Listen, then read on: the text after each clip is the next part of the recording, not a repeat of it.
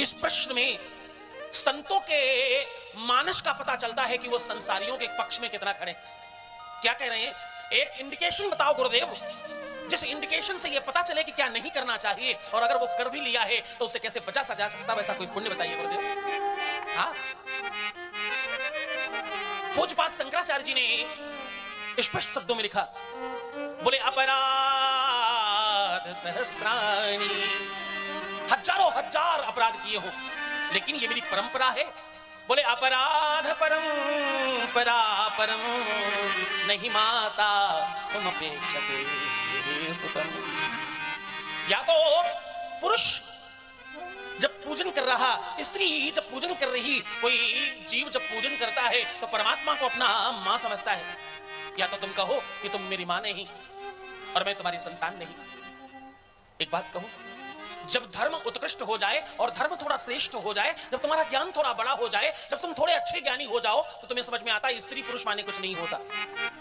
ये शरीर का जो खोखा है ना, ये शरीर का जो बाहरी आवरण है, इसकी बनावट से जीव का पता नहीं चलता। ये एक मकान है, मकान के अंदर रहने वाला जो असली मकान का मालिक है वो इधर रहता है, वो सबके अंदर वही है और वो सबका एक ही है, इसका नाम भगवान है। बात समझ में आ रही? मनुष्य परमात्मा का जब पूजन करता है, वो शिव का करे, वो देवी का करे, वो कृष्ण का करे, वो राम का करे, वो सब मातृतुल्य होते हैं। वो स्वामी तुलसीदास जी ने स्पष्ट किया इसको। बोले करही सदा तिन कर रखवारी, करही सदा तिन कर रखवारी, करही सदा तिन कर रखवारी, करही सदा तिन कर रखवारी, जिमी बालक राखे महतारी, जिमी बालक राखे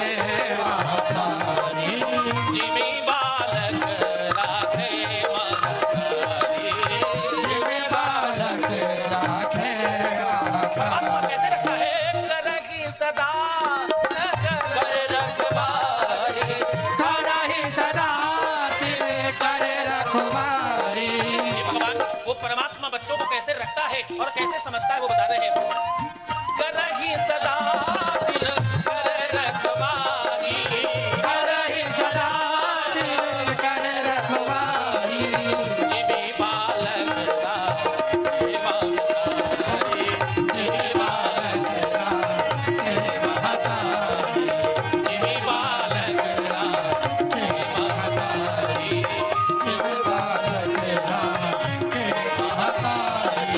जिस प्रकार से एक मां, जिस कदर एक मातृत्व स्वरूपा मां एक बच्चे का लालन पालन करती है और जिस तरह संभालती है, परमात्मा अपने बच्चों को वैसे संभालते।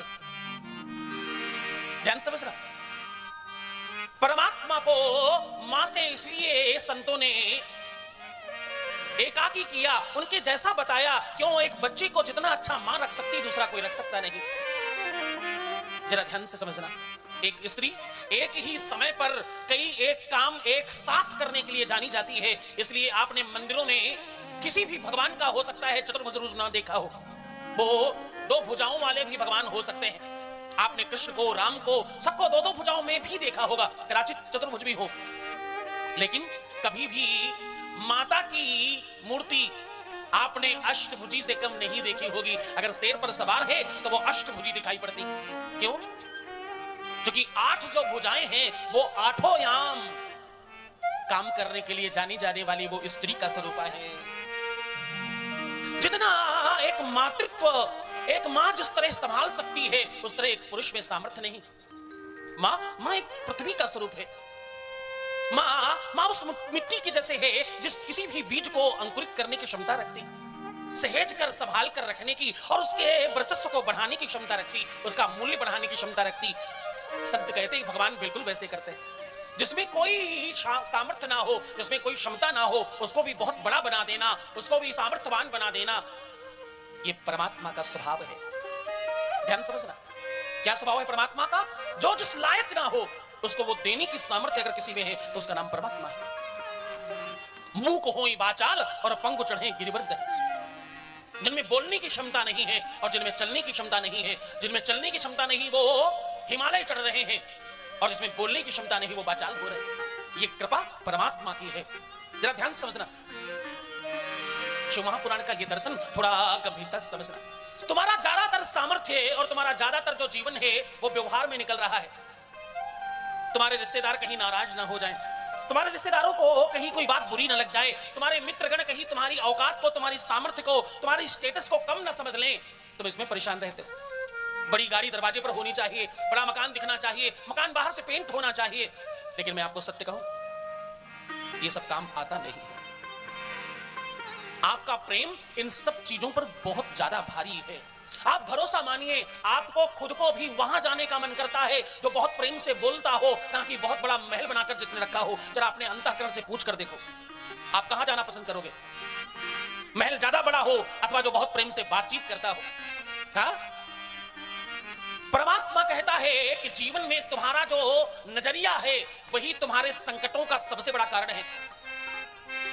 ध्यान रखना कि हम लोग प्रश्नोत्तरी में हैं, प्रश्न हो रहा है, उसका उत्तर मिल रहा है, इसलिए अपना ध्यान एकाग्र रखना, वरना आपके ऊपर से सब निकल जाएगा।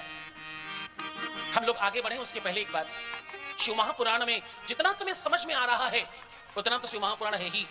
जो तुम्हें नहीं समझ में आ रहा, इसलिए शिव महापुराण वहीं से शुरुआत है। इसलिए अपना ध्यान बिल्कुल एकाग्र रखना। ये योगियों की गाथा है। आपने शिव महापुराण को अभी तक उपाय और समाधान और चिट्ठियों में सुना है, जबकि शिव महापुराण तो अपने आप में यौगिक गाथा है। हाँ? ये पुराणों की गाथा है और ये संस्कृतज्ञों की गाथा है। ये केवल और केवल कुछ समझाने की बात नहीं है, ये तो जीवन परिवर्तनीय गाथा है।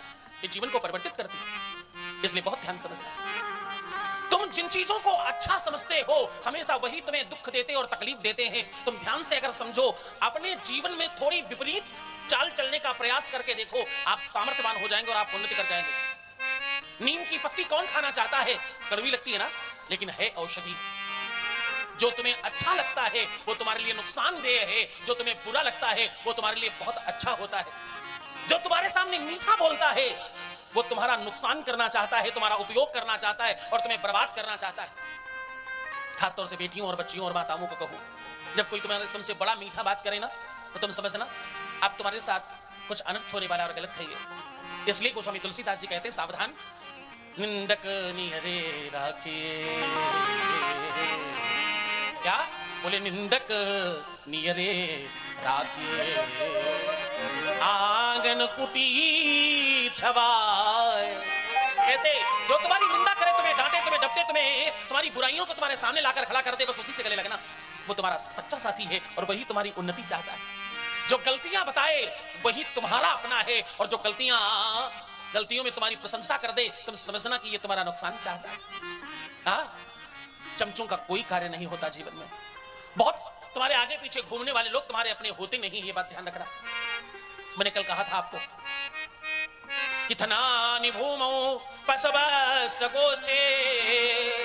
मैं पूरा प्रयास करूंगा कि संस्कृत कम बोलूं, लेकिन ये वेद गाथा है इसलिए इसमें थोड़ा बहुत तो आपको मुझे अलाउ करना पड़ेगा। हाँ? मैं पूरा प्रयास करूंगा कि जितना हो सके मैं आपके मतलब की बात कहूं, क्योंकि इसमें तुम जो श्रीमद् भागवत सुनते हो ना, उसमें 18,000 श्लोक हैं केवल, और इसमें 1.25 लाख श्लोक हैं। इसको 2 महीने भी सुनाया जाए तो कम पड़ सकता है, इसलिए बहुत ध्यान समझना। मैं केवल आपको तत्व बताने का प्रयास करूंगा। बोले धनानि भूमौ पशुवष्टगोष्ठे, और भार्या गृह द्वार सखा श्मशाने, देहश्चितायां परलोक मार्गे, धर्मानुगो गच्छति जीवयेता। क्या? धर्मानुगो गच्छति जीवयेता। तुम्हारे मरणोपरांत, कल कहा था ना हमने, तुम्हारे मरने के बाद तुम्हारे सगे संबंधी, मित्र, भाई, बंधु, सखा, सारे के सारे, यहां तक तुम्हारा शरीर भी चिता तक आखिरी यात्रा है। उसके बाद तुम्हारा धर्म तुम्हारे साथ जाएगा, तुम्हारे जीवन की ही अपनी लीला तुम्हारे साथ जाएगी। और एक बात कहूं, तुम थोड़ा गंभीरता से सुनना। हम सब जीने के लिए नहीं जी रहे, हम सब मरने के लिए जी रहे हैं। हम रोज के रोज, हर व्यक्ति का एक गंतव्य है। तुम गलत समझते हो कि तुम कहां जा रहे हो। तुम टारगेट करते हो, इस साल में हम ये करेंगे, वो करेंगे, ऐसा करेंगे, वैसा करेंगे, लेकिन असली टारगेट जो पूर्ण सत्य है, जिसको बदला नहीं जा सकता, उसका नाम मृत्यु है। हम सब मृत्यु की तरफ चल रहे हैं रोज के रोज। एवरी डे हम किधर भाग रहे हैं? अपनी मृत्यु की तरफ। जिस दिन तुम पैदा हुए उस दिन अगर 100 साल तुम्हें जीवन मिला था, आज तुम अगर 20 साल के हो गए तो अब तुम्हारे पास वो 20 साल नहीं है, अब तुम्हारे पास 80 बचा है। तुम रोज के रोज एक एक दिन आगे बढ़ रहे हो। तुम्हारे कदम एक एक दिन बढ़ते हुए मृत्यु की तरफ जा रहे हैं। आप जीने के लिए नहीं, आप मरने के लिए जी रहे हैं। हम सबको जाना है, लेकिन वो मृत्यु अगर अमर हो जाए, वो मृत्यु अगर श्रेष्ठ हो जाए, तो तुम समझना तुम्हारा मनुष्य का जीवन होना सार्थक हो गया। अन्यथा वेद कहता है मनुष्य रूपेण मृगाश्चरन्ति, तुम्हारा जीवन मृग और पशु से कुछ खास ज्यादा नहीं।